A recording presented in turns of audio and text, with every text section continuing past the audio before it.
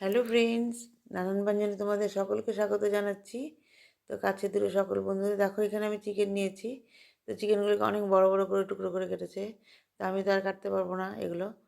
যাই হোক, এখন এর মধ্যে দেখো লবণ আর হলুদ মাখিয়ে নিচ্ছি। লবণ হলুদ মাখিয়ে এখন এর মধ্যে তেল মাখিয়ে নিচ্ছি। তো চিকেন আরও এনেছে, আমি যেটুকুন পরিমাণ দরকার সেটুকুন নিয়েছি। তো এখন এগুলো অনেক বড় বড় করে টুকরো করে কাটা, দেখে হয়তো বোঝা যাচ্ছে না। এখন এর মধ্যে আমি দেখো লবণ হলুদ দিয়ে আমি আলুগুলোকে ভেজে নিচ্ছি। একদম বড় বড় আলু, সেই জন্য আমি লাল লাল করে ভেজে নিয়েছি। তো ভিতরে তো এখনও কাঁচা আছে, তো মাংস যখন রান্না করবো তখন সিদ্ধ হয়ে যাবে। এখন এর মধ্যে আমি চিকেনগুলোকে ভেজে নেব। এখন চিকেনগুলোকে দিয়ে দিচ্ছি, দিয়ে এগুলো এখন ভেজে নেব।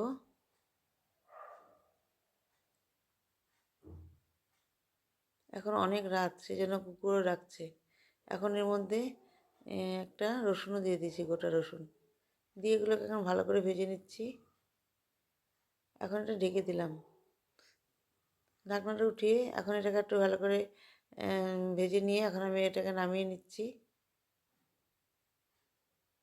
তো বন্ধুরা, যারা তোমরা দেখছো এখনও আমার পাশে আসোনি, প্লিজ একটু কমেন্টস করবে ও সাবস্ক্রাইব করে পাশে আসবে। আমিও তোমাদের সঙ্গে পরে যোগাযোগ করব। তো এখন দেখো আমি নামিয়ে নিলাম। আর এখন এর মধ্যে তেজপাতা, গরম মশলা সব দিয়ে দিলাম, এলাচ, দারচিনি, লং দিয়ে এখন এর মধ্যে বড় করে টুকরো করে রাখা একটা পেঁয়াজ আর রসুন থেতো করে দিয়ে দিলাম। দিয়ে এখন এর মধ্যে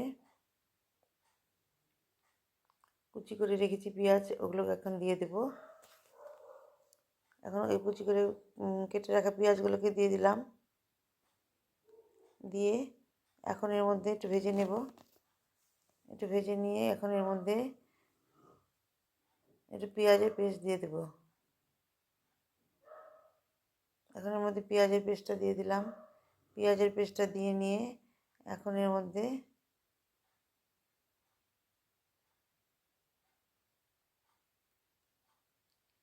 আদা পেস্ট দিয়ে দেব।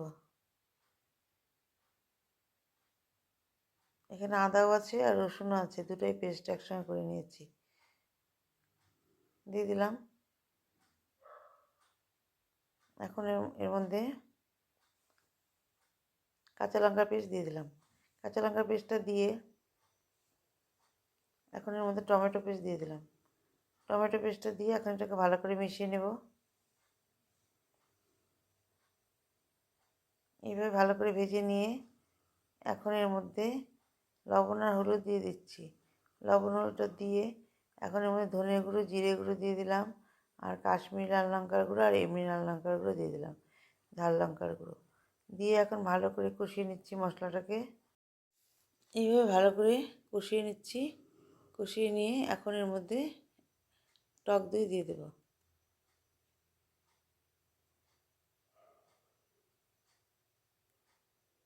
এখন এর মধ্যে টক দইটা দিয়ে দিলাম। টক দইটাকে দিয়ে এখন ভালো করে মিশিয়ে নেব। দইটাকে আমি একটু ফেটিয়ে নিয়েছিলাম, দেখো এখন এই টক দইটাকে দিয়ে ভালো করে মিশিয়ে নিয়ে এখন এর মধ্যে মাংসটা রসুনটা দিয়ে দিলাম আর আলুগুলো দিয়ে দিলাম। দিয়ে এখন দেখো ভালো করে মিশিয়ে নিচ্ছি।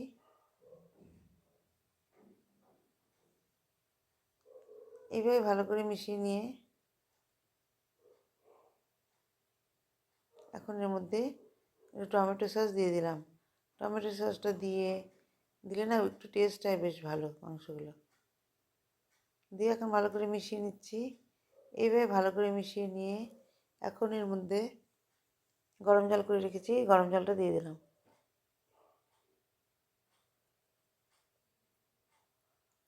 গরম জলটা দিয়ে মাংসগুলোকে এর মধ্যে মিলিয়ে নিচ্ছি।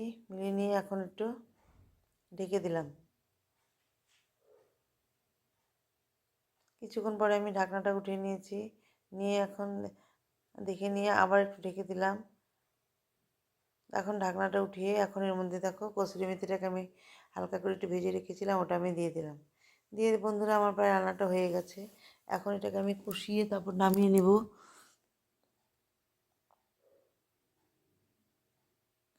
এখন আমি এটাকে নামিয়ে নিব। আমার রান্নাটা প্রায় শেষ হয়ে গেছে। তো বন্ধুরা, তোমরা যারা দেখে থাকো প্লিজ একটু পাশে আসবে এবং আমিও তোমাদের পাশে যাব। এখন আমি এটাকে সার্ভ করে দেব। দেখো আমি এখন একটা গামলা আমি সার্ভ করে দিলাম। তো বন্ধুরা, তোমরা সবাই ভালো থেকো, সুস্থ থেকো।